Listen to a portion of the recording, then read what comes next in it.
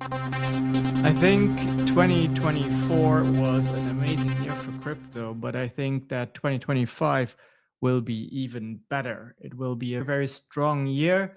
I think that there are lots of opportunities for people to build a foundation that will lead to financial freedom. Could be a nest egg for retirement. It could also be what is the start of financial independence, financial wealth and stability for their relatives, for their children. It is also the reason why I decided to focus in 2025 on my brand crypto.lifestyle, which will have as its primary goal to teach everyone, including beginners, how to embrace crypto and how to get started and how to use that fantastic technology to just make sure that there is financial freedom, financial agency. If you are interested in joining me on that journey, go to crypto.lifestyle, and then you will also automatically receive a free beginner friendly video on how you can start investing with Bitcoin. This is a chart of uh, the entire year to date of the Bitcoin price. And in January, we were here at 39,000. And at the recording of this video, we are at 98,000.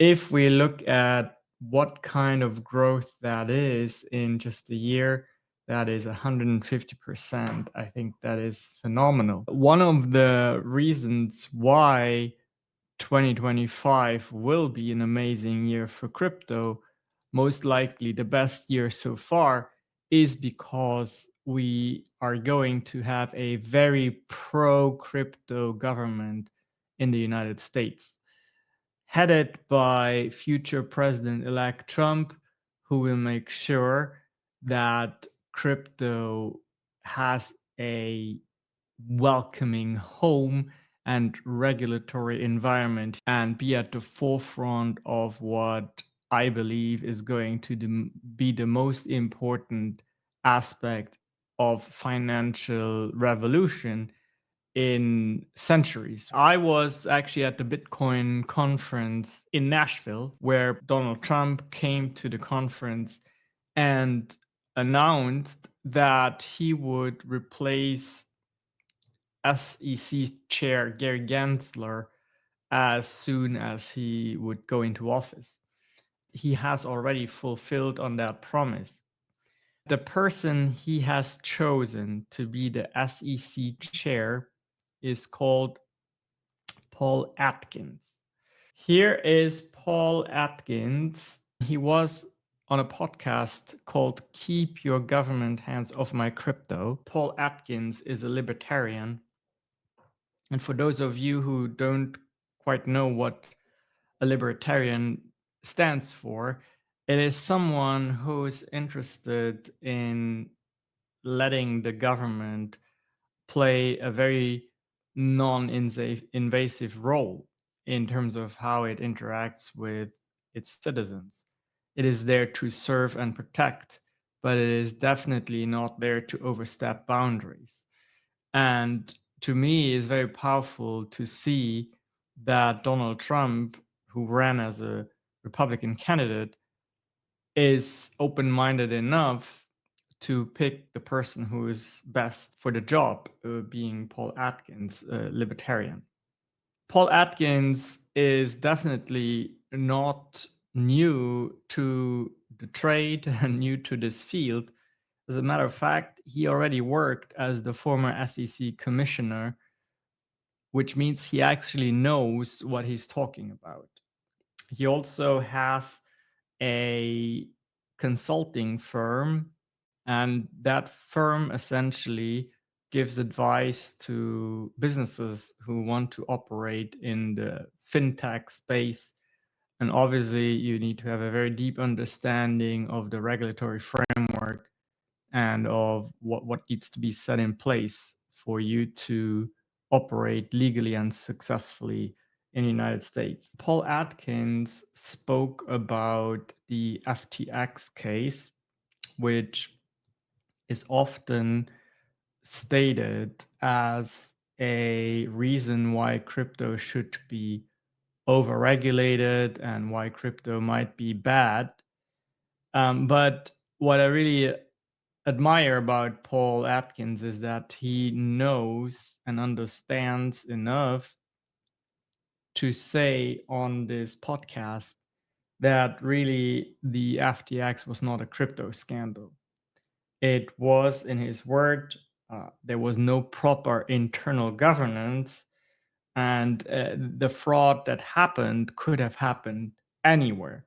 It just happened that it had been the case in crypto. He also knows that United States citizens very often have to resort to VPNs in order to have access to platforms where they can trade crypto, where they can own crypto, interact with decentralized finance apps.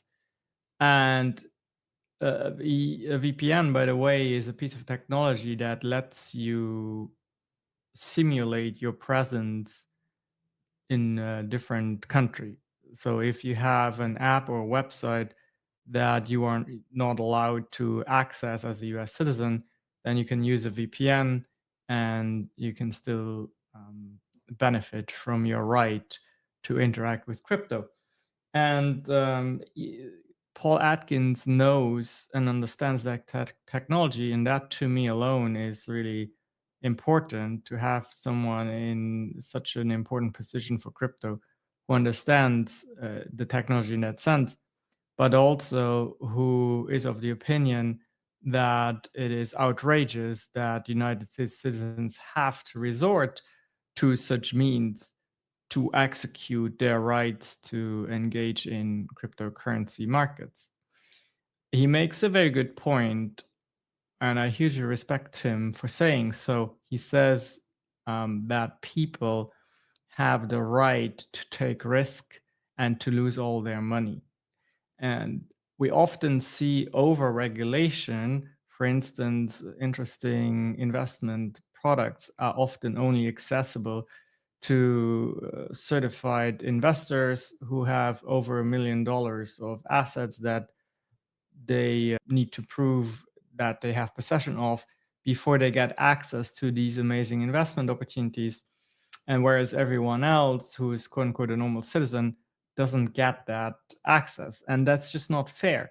And he says that it is a fundamental right for anyone to take risk and to lose all of their money, which is really indicative of his libertarian principles that he believes in. He draws a very interesting comparison towards the lottery tickets, which, quite frankly, I don't know how you think about lottery tickets. I might have bought a total of 5 tickets in my entire life. It is a gamble and is very unlikely that you will make money with it. And if people win the lottery, very often they lose all their money within a few years because they've never been taught how to manage finances, which is a different story. But he says, how come the lottery is legal and access to certain financial crypto products and crypto platforms, such as Binance, for instance, a big crypto exchange, is not accessible for United States citizens? The lottery has a huge lobby that is very cozy with government and politicians because there's a lot of money in the lottery to be made. He also talks in this very interesting interview about the emergence and the importance of stablecoins, stablecoins being US dollar pegged digital coins. And he understands the importance of there being a need and a willingness for people and businesses to transfer and transact and settle on payments that are closely linked to the value of the United States dollar. And that, to me, the fact that he understands that importance is also very positive, because we as a nation, the United States of America, have a very, very vested interest to make the biggest stablecoins in the world be US dollar pegged stablecoins. Because if that is the case, then indirectly the entire world keeps their reserves in United States dollars.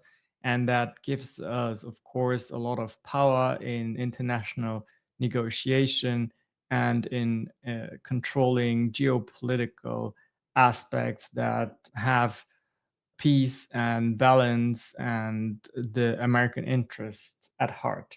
So it's really interesting that he knows about stablecoins and about the importance of them being in a friendly environment here in the US. I think 2025 will be the year of stablecoins, and I'll actually make a separate show about that. Last but not least, he mentions that it's very dangerous to let a centralized bank control and own a digital currency that could be turned off at the will of malicious governments or malicious institutions. Imagine that with the press of a button, all of your money would disappear overnight just because you or your business are doing something that is not in line with the train of thought of the forces that are currently in power. That is something that is very dangerous. That is something that is possible under a centralized framework where the store of value is controlled centrally. He understands that it's very important and a huge advantage and a huge move forward to have a currency that is globally accepted, recognized, safe, secure, and that is decentralized, which is essentially what Bitcoin is. If all of this seems interesting to you, but you don't really have an idea how to get started to maybe invest in Bitcoin, again, I have a free beginner-friendly course available for you. It's more like a master class. It's a video, not too long, that gives you the basics of what you need to do to start investing in Bitcoin today. Make sure that you invest wisely, and I'll see you in the next video.